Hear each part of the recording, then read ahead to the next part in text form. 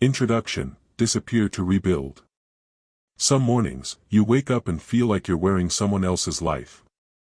The routine feels scripted. Your reactions feel automated. Your dreams muted. You're not lost. You're buried. Buried under expectations, noise, deadlines, distractions, and a version of yourself that no longer serves you. That's not life. That's a performance. And the Stoics knew, no man can master the world until he masters himself. This video is not about improvement. It's about reconstruction. A total reset. A bold disappearance from the chaos, so you can emerge with clarity, strength, and purpose.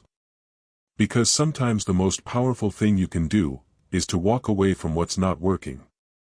And rebuild in silence.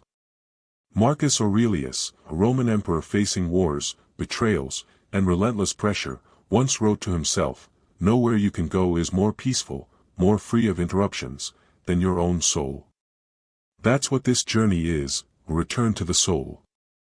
In the next chapters, we'll walk through 12 timeless Stoic principles that will help you restart from the ground up. Not with hype.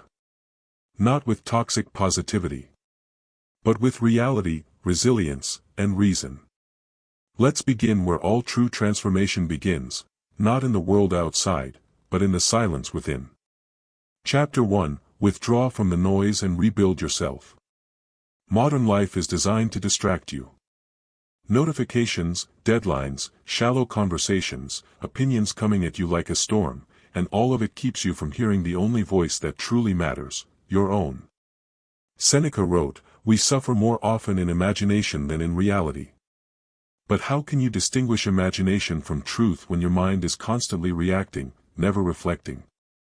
This is why the first step to rebuilding your life is radical silence. You don't need a mountain. You need space. Time. Stillness. Turn off your phone for an hour. Go for a walk alone. Remove yourself from the noise, and watch what happens. Your thoughts will start to rearrange themselves. You'll begin to see what matters, and what never did. In Stoicism, silence is not emptiness. It's a tool for clarity. A weapon against chaos. It's how you find the signal beneath the noise. Modern psychology echoes this. Studies on sensory overload show that mental clarity improves drastically in the absence of stimulation. What feels like boredom at first is actually detox. Here's a practical exercise.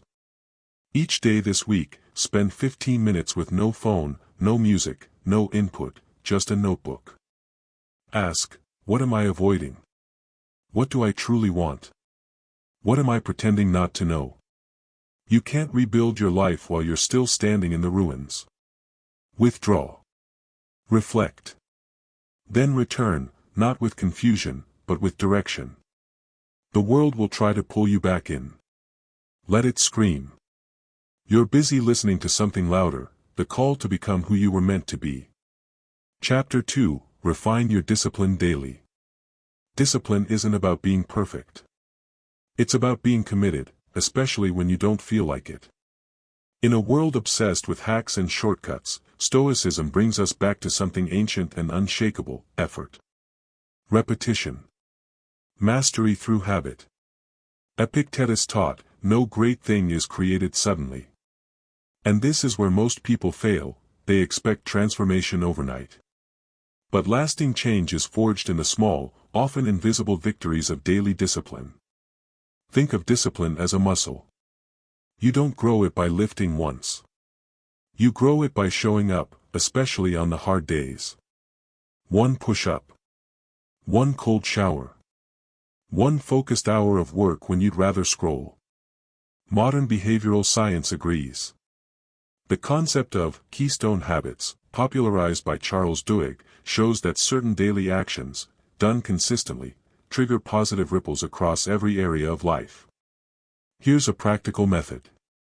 Choose one discipline, just one. Maybe it's waking up at the same time. Maybe it's journaling every night. Now commit to it for 30 days. No excuses, no exceptions. Track it. Protect it. Refine it. Because every time you keep a promise to yourself, you rewrite your identity, from someone who breaks, to someone who builds. Discipline doesn't limit your freedom. It creates it. The man who conquers himself needs no external control. He becomes a force, silent, focused, unstoppable.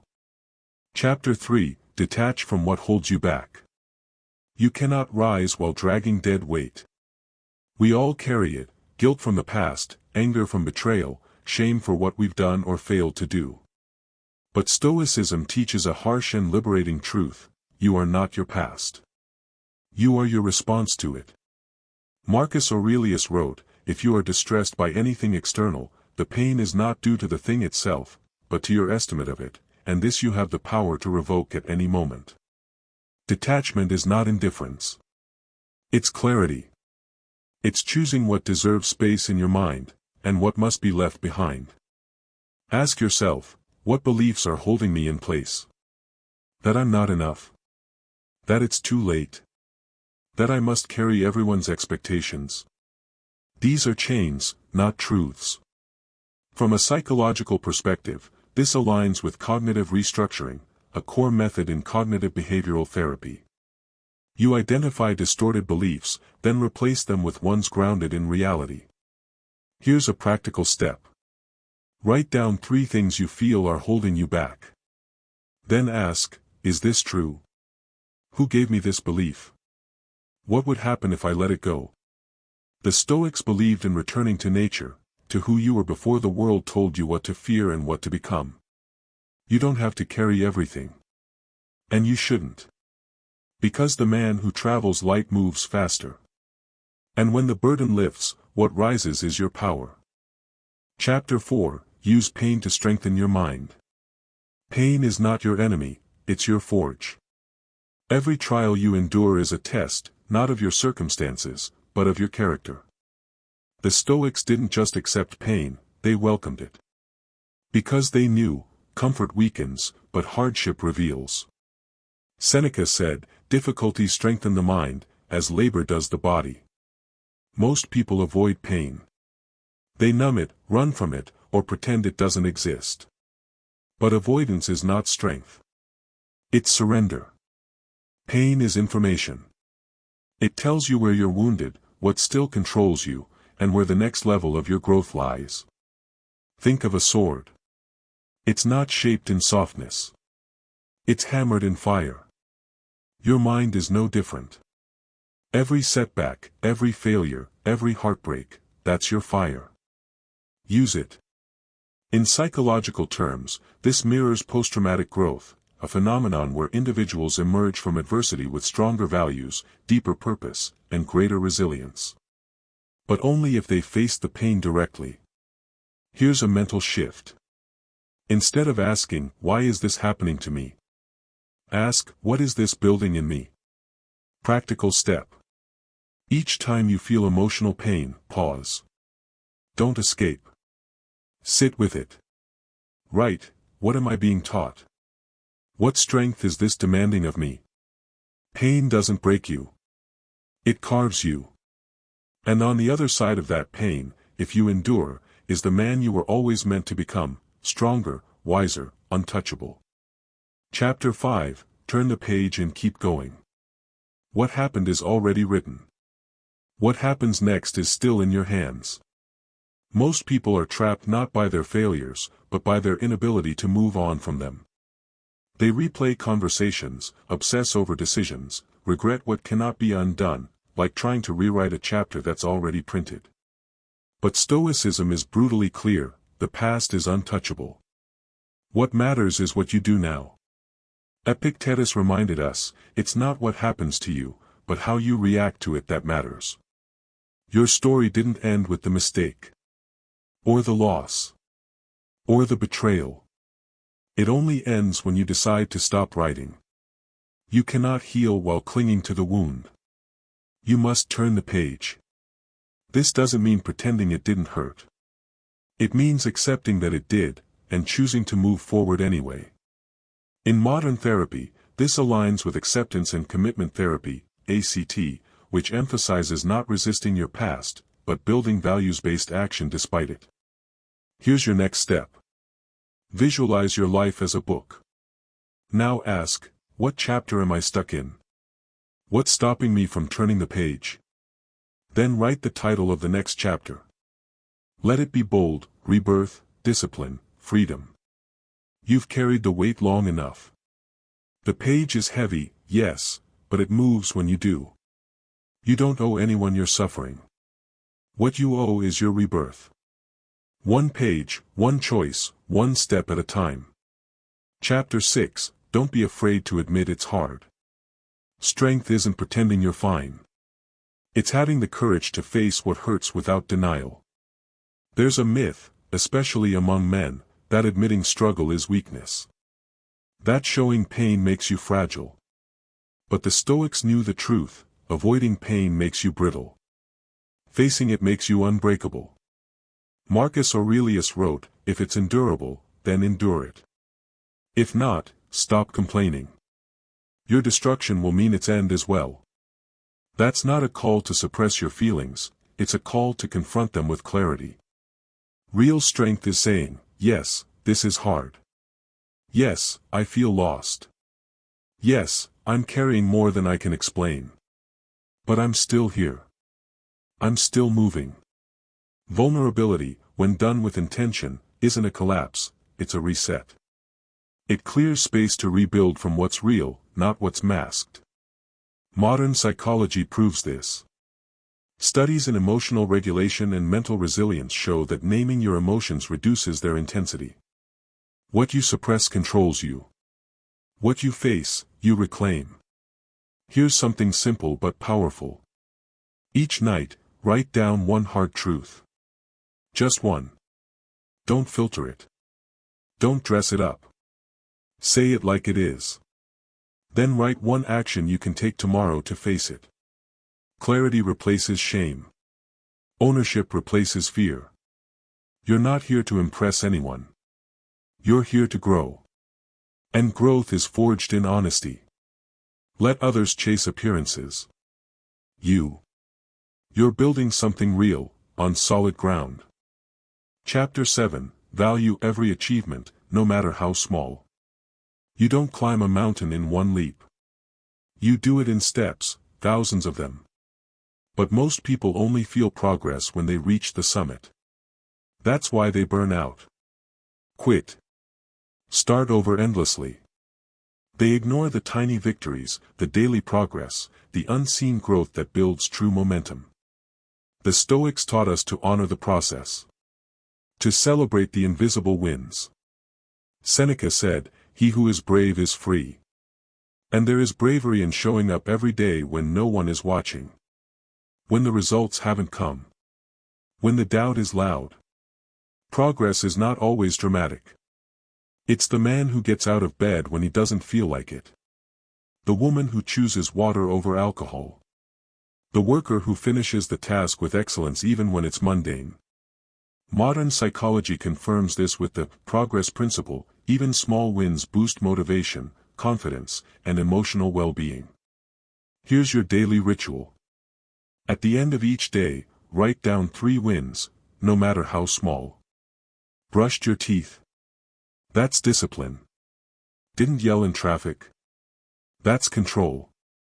Read one page of a book. That's education. Stop waiting to feel proud. Choose to feel proud. Because the man who values the smallest victories becomes unstoppable over time. Every brick matters. Every choice counts. And every moment you honor your effort, you reinforce the belief that you're building something worthy. Chapter 8, break the chains that bind your soul. There are prisons without bars. And most men live inside them. You can be free on the outside and still be a prisoner, trapped by fear, guilt, addiction, shame, people-pleasing, or the need to prove yourself. These are the invisible chains that Stoicism was built to break. Epictetus, born a slave, rose to become one of history's most powerful minds. He said, "No man is free who is not master of himself." You weren't born with these chains. You accepted them, sometimes silently, sometimes because you thought you had no choice. But here's the truth, they are illusions. They only exist if you agree to carry them. The expectations of others. Let them go. The guilt from past mistakes. Learn and release. The fear of failure. It's a shadow that grows only when you turn your back. From a psychological view, this mirrors the process of cognitive dissonance resolution. When your actions don't match your values, your soul feels divided. Healing means alignment, living in harmony with what you truly believe. Here's a direct exercise. Write down the chains that hold you. Be honest. Is it a toxic relationship? A habit that weakens you? A belief that keeps you small? Now write what your life would look like without them. Then start removing them, one link at a time. One action, one choice, one confrontation with truth. Freedom isn't a place. It's a mindset. It's the courage to stop obeying what no longer serves you. And when you break those chains, you won't just feel lighter, you'll finally start to rise. Chapter 9, Daily Reflection is the secret to resetting life. You can't fix what you don't face. And you can't grow if you never look inward. The Stoics made reflection a daily ritual, not a luxury, but a necessity. At the end of each day, they would examine their actions, thoughts, and emotions. Not to punish themselves, but to refine themselves. Marcus Aurelius wrote, "The soul becomes dyed with the color of its thoughts." If you want to change your life, you must first examine the thoughts that shape it. Reflection is how you reset, not once a year, not on your birthday, but every single day. It's not about guilt. It's about awareness. You ask, where did I act with strength? Where did I fold to weakness? What did I avoid? What did I pursue that truly mattered? This principle is echoed in modern psychology through self-monitoring, a practice shown to dramatically increase behavioral change. When you track your choices, you regain agency. Here's a simple but powerful Stoic exercise. Each night, before sleep, answer these 3 questions. What did I do well today? Where did I fall short? What will I do better tomorrow? Don't overthink it. Keep it real. Keep it raw. In a world that spins fast, daily reflection slows you down, so you don't just react to life, but respond with intention. Growth isn't random. It's chosen. And when you reflect daily, your life begins to shift, quietly at first, then undeniably. Chapter 10, Build an Authentic Life, Be Your True Self. You weren't made to be a copy. You were made to be a force. But somewhere along the way, you traded truth for acceptance. You shaped yourself to fit expectations, your family's, society's, your own inner critic. And each compromise pulled you further from who you really are. The Stoics rejected this illusion.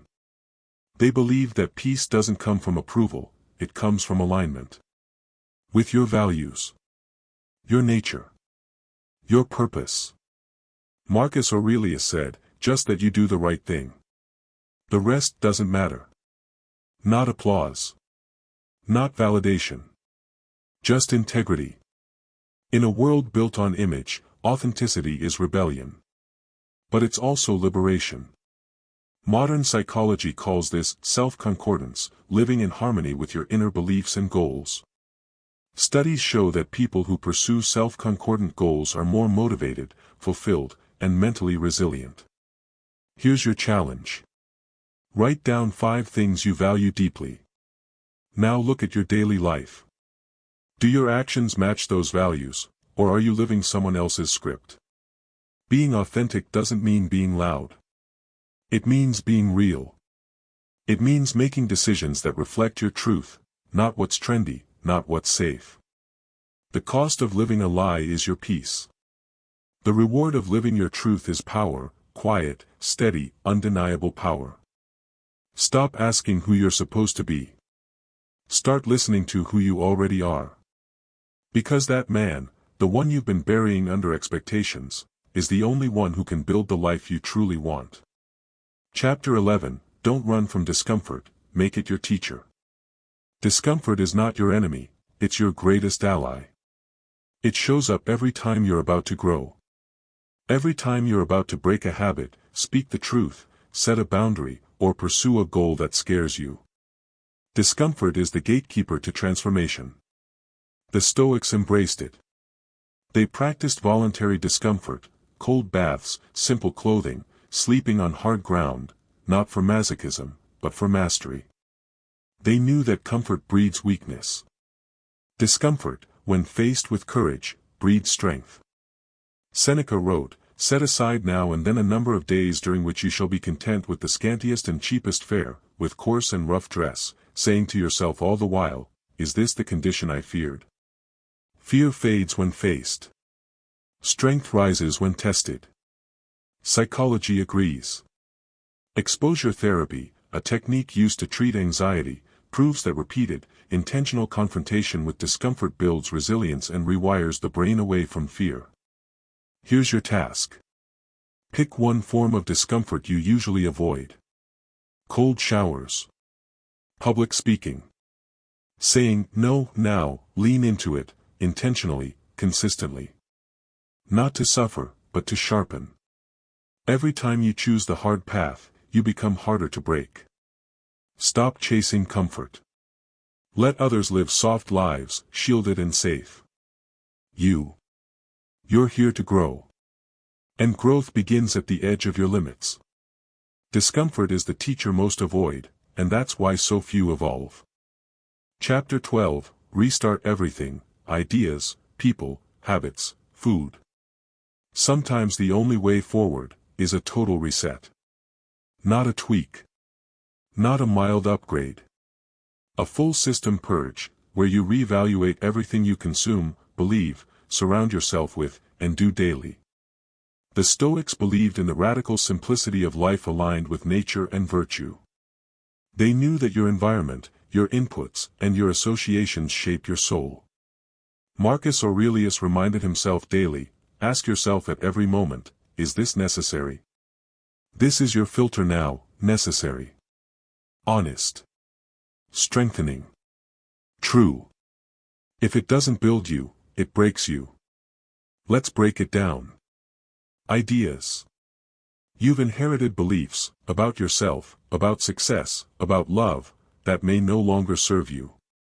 Question everything. Are your ideas your own, or were they given to you by fear, media, or broken people? People. Who do you spend your time with? Are they helping you rise, or dragging you back?